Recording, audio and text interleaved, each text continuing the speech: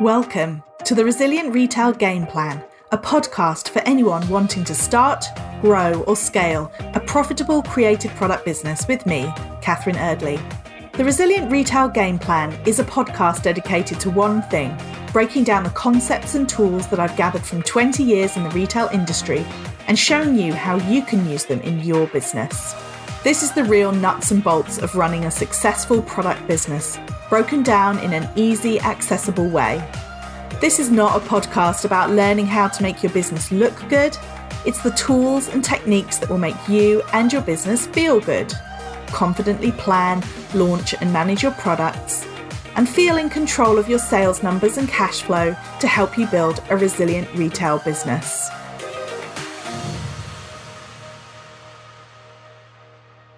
Before we jump into this week's episode, I wanted to start a little bit differently and just say that one of my very favourite things about the Resilient Retail Game Plan is just how many of you listen on a regular basis.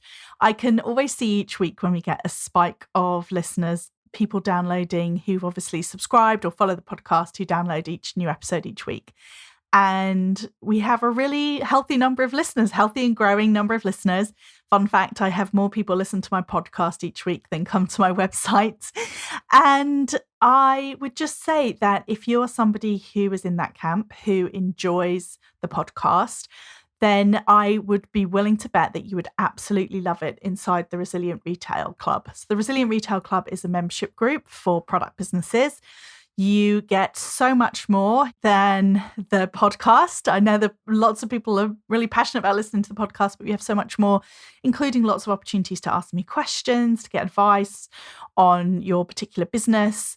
Also, we have 4 live events a month, so Ask Me Anything sessions, a planning session each month, so you can put the time in to figure out what your plan is for the month ahead with other product business owners, and also time to talk to them in breakout rooms. Plus, we have a workshop each month. So we've just had one on branding with Cara Bendon, who was a guest on the podcast a couple of weeks ago, and just so much more. So again, if you really enjoy this podcast, I also want to let you know that I am shortly starting a private members only podcast, which is going to be going out each week. And that podcast is specifically going to be a bit of a pep talk for members, as well as, most importantly, a really good way to start the week and a good way to get some pointers, some reminders on this is what you should be focusing on your business this week.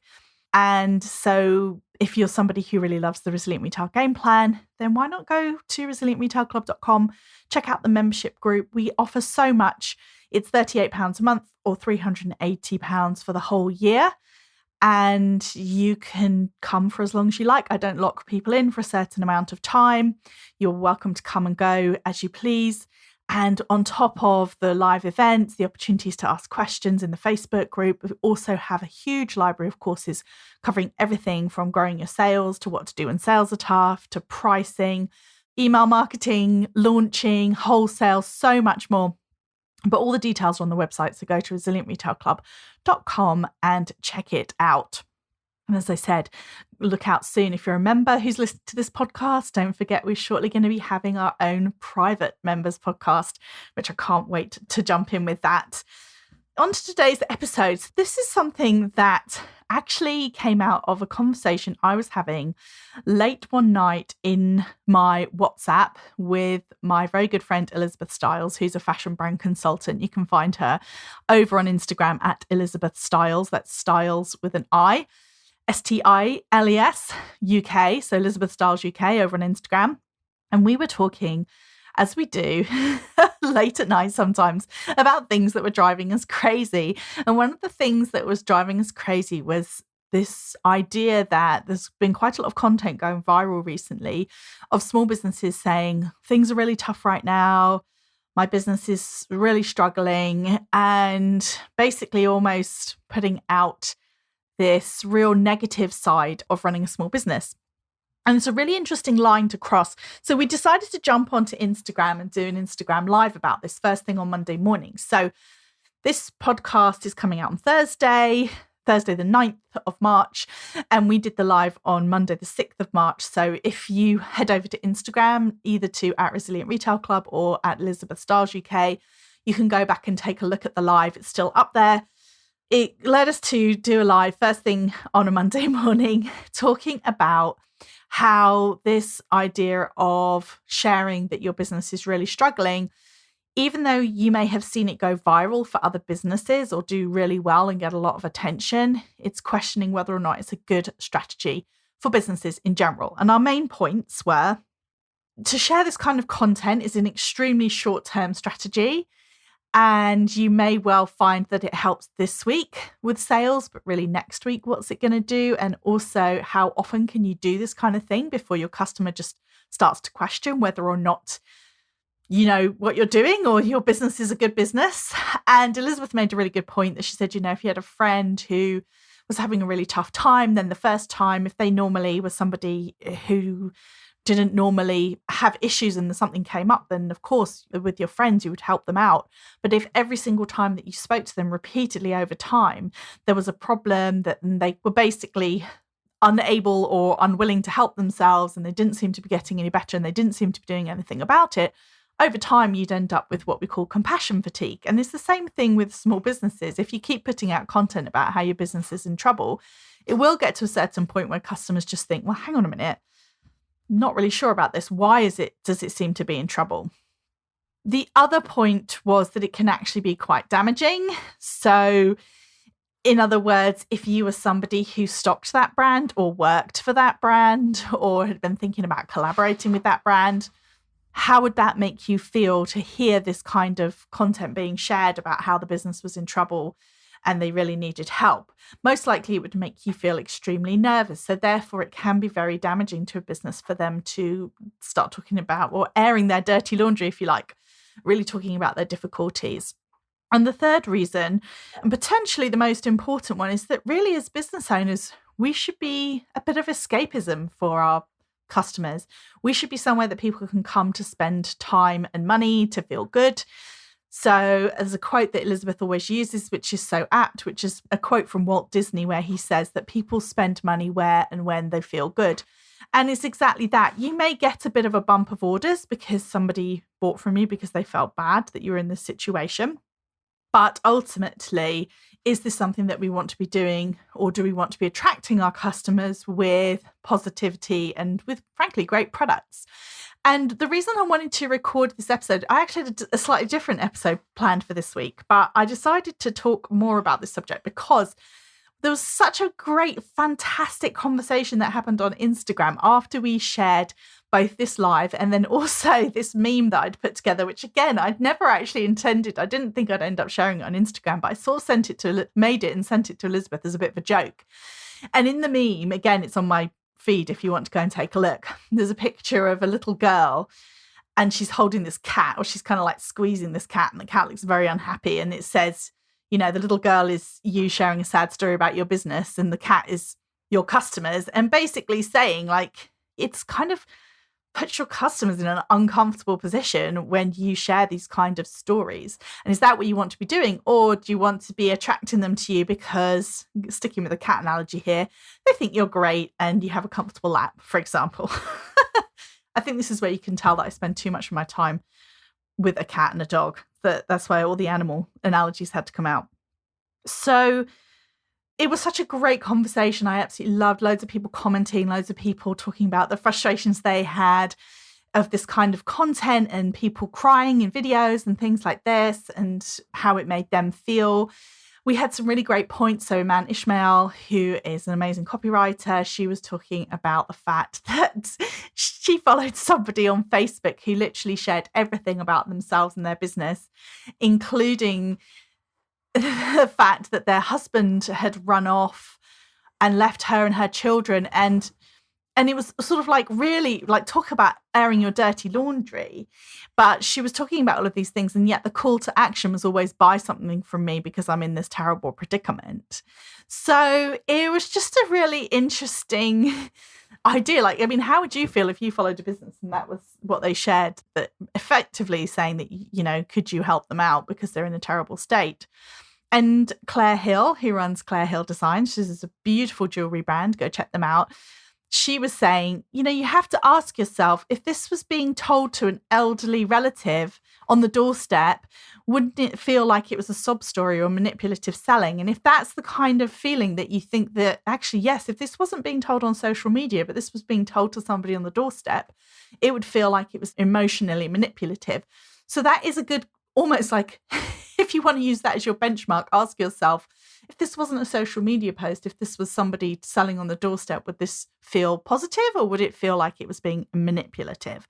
So that was the debate that was happening. And do go check out the live and do go check out the meme in the comments underneath, because it was really interesting conversation that we had, and just loads of people sharing their experiences. And I'd also love to know your own experiences. Go add your own comments as to how you feel about this, because it is about drawing the line. And that's what I wanted to touch on this episode. This is what the episode was really about, was about 5 ways to share the reality behind your business without guilting your customer.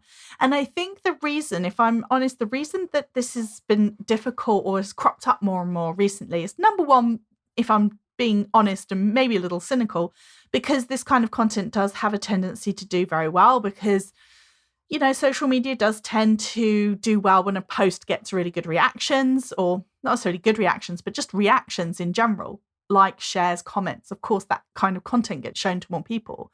So when it's a little bit shocking out there or a little bit unexpected, like someone talking about their business not doing well, then it does tend to get picked up and shown to more people. And I do wonder sometimes if people have seen this and then thought, oh, maybe I should share because that might be a good idea for my business. I'm not really sure. But I think also the other reason perhaps this kind of content has cropped up more and more recently is, well, to be honest, things are tough. And that's really the point that I wanted to make in the live as well, and I'd love to make on this podcast episode, is that this is not about shaming you if you are having a tough time in your business. And this is definitely not about shaming you if you are somebody who has gone on social media and talked to your followers about the fact that things are tough. Maybe you've been having a tough time. If that's something that you've done, then absolutely, I think that, as I said, I don't want you to come away from this and feel like personally attacked.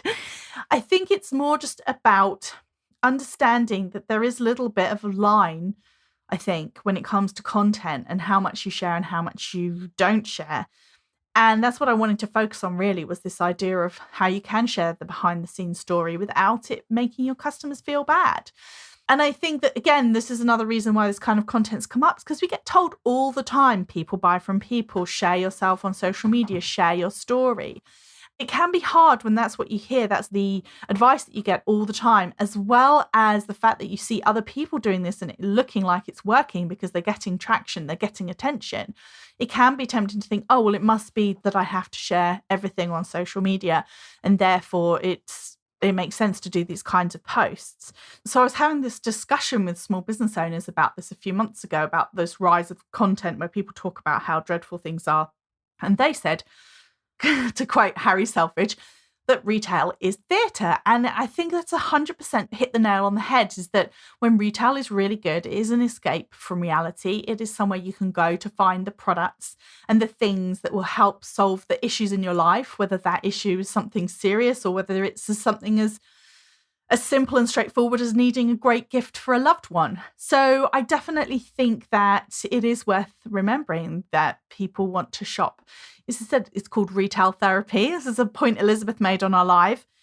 It's called retail therapy for a reason. People go to shops and browse online to take a look at different things and make purchases to hopefully feel good about what they're buying. So again, bringing it back to how can you share this story? So it is true. People do buy from people and they do want to support small businesses and they do want to know that there's a small business behind the brand they're buying from. So here I'm going to run you through 5 ways that you can share the story, even if times have been tough for you, without guilting your customer. So an example of this that I saw was a small business that talked about, that acknowledged that there was a cost of living crisis, that people had to make decisions about what they were purchasing, but talked about why buying from them was a great choice compared to, say, buying from Amazon. And she talked a lot about the service that she gave to her customers, how she knew so many of her customers by name. She was always happy to drop things off, exchange something, make sure that somebody had the equipment they needed to really take advantage of the products. So they even lent some of their own stuff out. I think they were an outdoor shop. So really helping their local community, as well as dropping parcels off or dropping orders off to people who maybe couldn't get out of the house.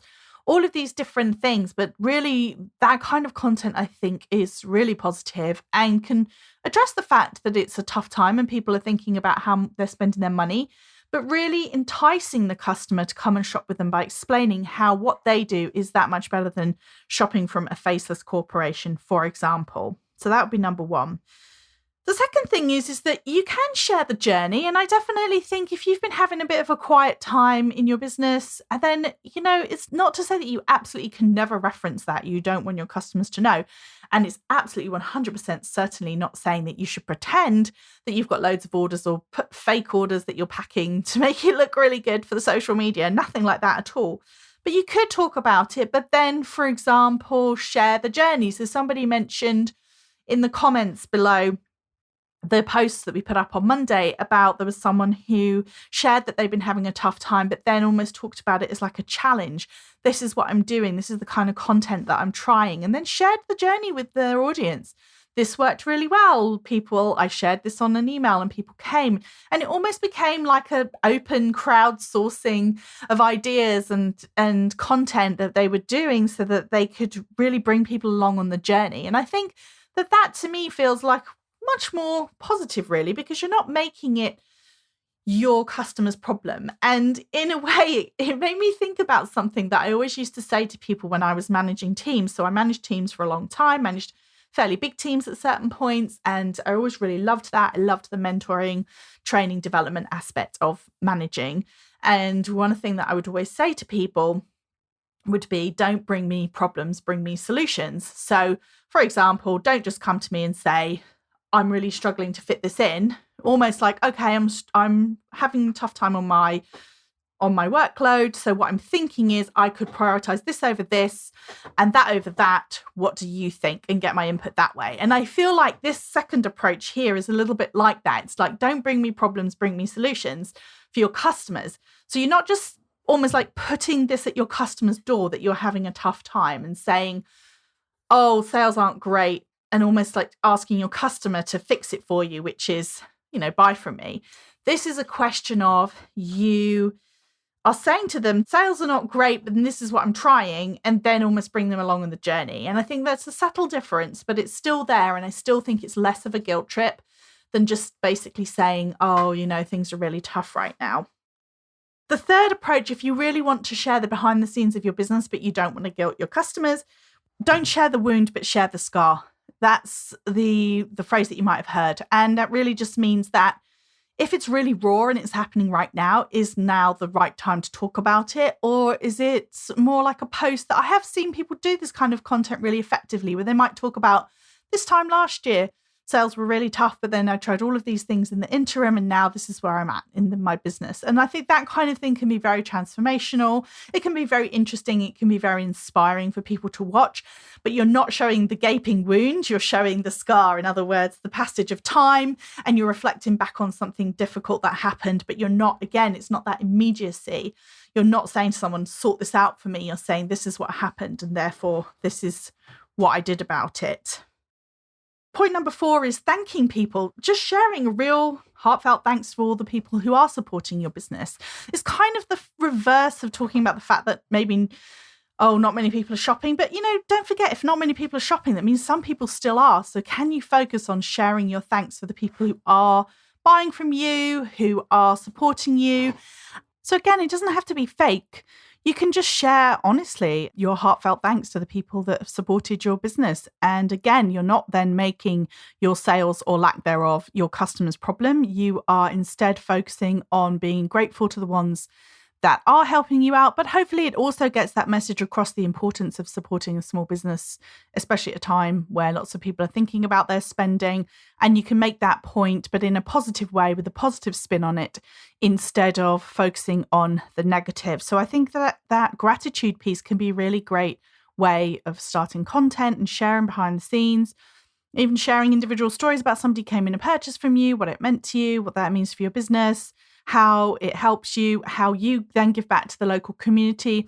I think it's one of my favorite statistics about local businesses is that It's something like when you buy from a local business, that money gets spent in the community 6 times over or something along those lines. Whereas, of course, when you buy from a big business, that money leaves your community. So definitely stressing how spending money in your community has an overall positive impact is a really good way of talking about the challenges and the realities of running a small business, but without making it, again, that guilt trip type message. And then the final way that I suggest sharing behind the scenes of your business without making your customers feel guilty is talk about your products. Ultimately, that's what people are there for. They're looking at your social media because, of course, they love you and they love what you do, but ultimately they're here to buy products. So talk about those. Talk about what you've got in stock. Talk about your best sellers. Talk about the process by which you selected something or created something. Talk about what your plans are for the future. Ask people's opinion, what they would like to see from you. Ask them what they think about sneak peeks of products coming up.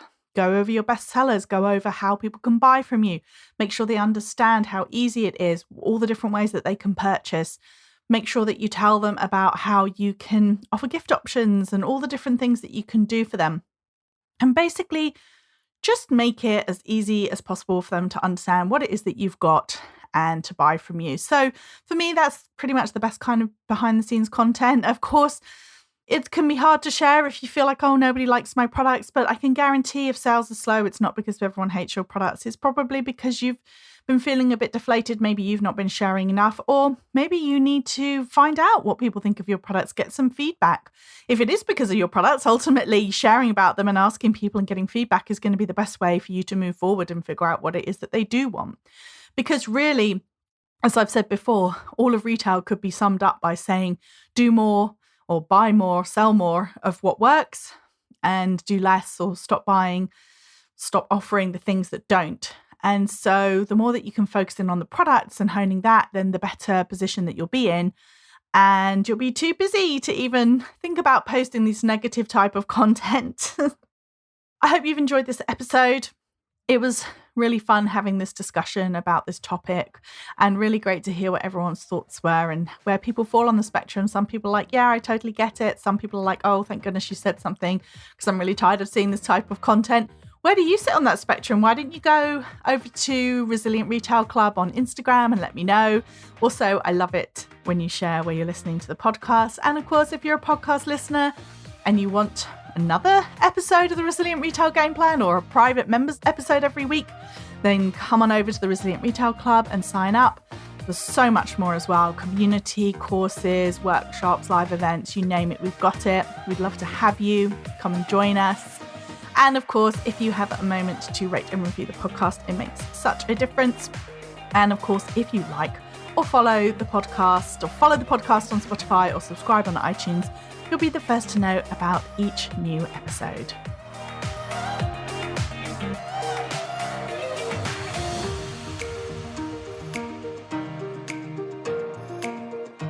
If you've enjoyed this week's episode, then I invite you to check out resilientretailclub.com. The Resilient Retail Club is the membership for anyone wanting to start, grow, or scale a profitable product business. No more trawling Google trying to find the answers to your questions or wading through general business advice that speaks mainly to service-based businesses. Whether you're still at the idea stage or you've been going for a while but want to get more focused and organised when it comes to your business, the Resilient Retail Club is the place for you. With a library of courses tailored to creative product businesses, several live sessions a month, and a supportive and active community, the Resilient Retail Club is the perfect membership to help you hit your goals faster. Check it out at resilientretailclub.com.